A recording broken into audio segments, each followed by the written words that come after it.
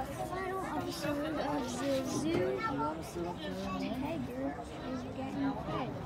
Really close to the line.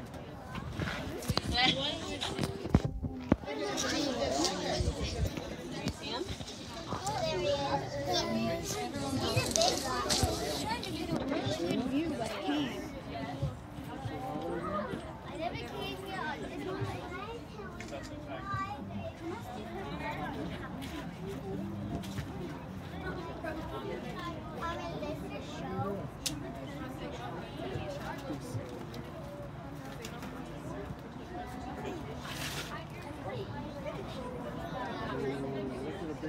Is that a big kitty or what?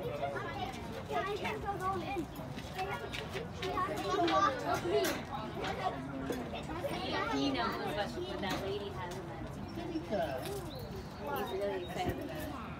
Yeah, He's guarding that door. He knows what's coming.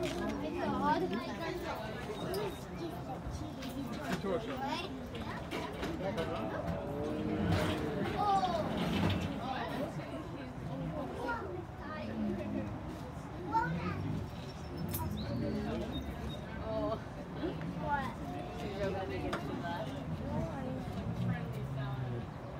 Good afternoon, ladies and gentlemen. Welcome to the Magnetic Hills Zoo.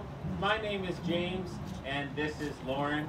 We're zookeepers here at the zoo, and together we will be doing your Meet the Tiger Keeper presentation this afternoon. Just a couple important notes before we get started. We kindly ask that you do not talk during the presentation. There's a lot of us here this afternoon, so if everyone starts talking, no one's going to be able to hear the presentation. Also, we kindly insist that you respect the barrier that has been set up for your safety. If you have any questions, we would be more than happy to answer them at the end of the presentation. And this presentation will be in English, but if you have any questions in French, we'll try our best to answer them at the end of the show. So having said all that, we will get started. Here at the Magnetic Hills Zoo, we have 5 Amur tigers. And with us for the presentation this afternoon is our adult male. His name is Alec. He is 5 years old. And in the neighboring exhibit here we have Anya. She's 5.5. And there are 3 cubs which were born on May 11th of this year, making them just under 3 months old. The way it works with the cubs is that the cubs do what they want to do. So if the cubs want to be inside where it's nice and cool, they will be inside. If they want to be outside, they will be outside. If you go by and you don't get to see them, have a little bit of patience, wait around, they may come out, or carry on with your visit and come back at a later time. Now, you might know the Amur tiger by a different name altogether, by the name Siberian tiger. They're actually the exact same subspecies. They're now just being referred to as the Amur tiger because that's a more accurate reflection of where they live in the wild, which is the Amur River region in far southeastern Russia and northeastern China. It's also believed, but unconfirmed, that there is a small population living in North Korea. Now, you can tell the Amur tiger apart from other tiger subspecies in a variety of different ways. Most notably is their size. The Amur tiger is the largest of all the tiger subspecies. Not only that, it is the largest living cat. A full-grown male Amur tiger could be more than 11 feet long from the tip of his nose all the way down to the tip of his tail and weigh upwards of 600 pounds. And when Alex stands up like that, you can see just how large they truly are. Another way to tell them apart is by their coat. If you notice his coat, it's not really all that bright, vibrant orange. It's kind of a rusty brownish color, and his stripes are rather thin and understated. That dull coloration and thin striping is another way to tell the Amur tiger apart from other tigers. And finally, that's that long hair on his face, around his cheeks and his chin. That ruff of hair is another way to tell the Amur tiger apart. This tiger is the only tiger subspecies that lives in the colder type of environment. So they're perfectly used to long, harsh, cold winters, and they're the only tigers that develop a winter coat to stay warm, which they shed in the spring. Now, tigers are what we consider to be one of the true big cats. And what we mean when we say true big cats are the cats with the ability to roar. That is the defining factor that makes a big cat a big cat. It's not so much their size as it is the ability to roar. And what makes it so that they can roar also makes it so that they cannot truly purr. So the big cats can roar, but they cannot purr, and all other cats can purr, but they cannot roar. And so the big cats are the tiger, the lion, jaguar, and the leopard. And we have representatives of all 4 of those cats here at the Magnetic Hill Zoo. Our leopard is temporarily off public exhibit. She normally lives next door here, but she's off public exhibit to make room for Mama Tiger and the 3 little cubs. Now, big cats also have round pupils, as opposed to vertical slit pupils like your cat at home or most other cat species. That's another way you can tell them. And when they eat big meals, they tend to lie on their belly, as opposed to other cat species which will crouch on all 4s. If you got to see the cougars or the jaguars eating earlier, you would have noticed that. So these guys lie on their bellies. So those are the primary ways of telling the big cats apart. But the big defining factor is their ability to roar. Now, he's getting a little bit of moose meat for a snack here this afternoon, which is something they would normally eat in the wild, along with things like pigs, deer, as well as moose.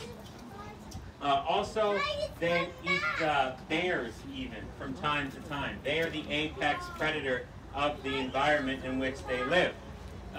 They are perfectly built for the hunt like most cats. So, they're perfectly built for the hunt like most cats. They're excellent ambush predators. So they rely on camouflage to stalk their prey. And if Alec just comes back up here, we would be able to see his stripe pattern. And what that stripe pattern does is that helps them blend into their natural surroundings, and it breaks up the tiger's shape. So the prey can't really tell what it is until, of course, it's too late. They're very fast, but only over short distances. They're sprinters, not endurance runners. That's why they have to get so close to their prey. And they'll jump out and bring their prey down using razor-sharp claws. They keep those claws so sharp by keeping them retracted when they're not using them. That way, they don't get dull when they're walking on the ground or anything like that. So kind of like a dog's claws are more dull than a cat's claws. That's because the dog does not have the ability to retract its claws. If you take a look at his mouth, if he comes back up to get some more treats, you will notice some very large canine teeth. The canine teeth of the Amur tiger could be 3.5 inches long. So they're very, very large, and that also helps them bring down their prey. They have excellent hearing, excellent eyesight, and a decent sense of smell as well, and very sensitive whiskers. Now, the tiger is one of the few cats that actually enjoy the water. And on hot days like this, it's not uncommon for Alec to go take a dip in his pool, and if you're lucky, you might get to see that. Unfortunately, even though they're the apex predator of their environment, these animals are highly endangered. That's due primarily to poaching, not just for their beautiful fur coat, but also for their bones and organs, which are used in traditional medicine, as well as deforestation. That's a huge issue facing these animals. So you can see him down there. He might go in his pool. So deforestation, illegal logging of the forest in which they live. Of course, the fewer forests, or the smaller the forest, the fewer animals that it can support, like prey animals, deer, moose, pigs, and predators like tigers as a direct result. So we're very fortunate to have these animals here at the zoo. So you can see them down cooling off in the water there right now. The jaguars also like to swim. If you're lucky, you might get to see that. That was our presentation. Sorry that Alec was a little bit distracted there.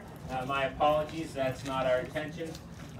If you enjoyed this, at 2:30 at the Otter Pool, there's a Meet the Otter Keeper presentation as well. That's 2:30 at the Otter Pool. And Pony Rides is open for your enjoyment. We'll stick around should you folks have any questions. And don't forget, be sure to check out Mom and Cubs. I believe they are out right now. So be sure to check them out. You've been an excellent crowd.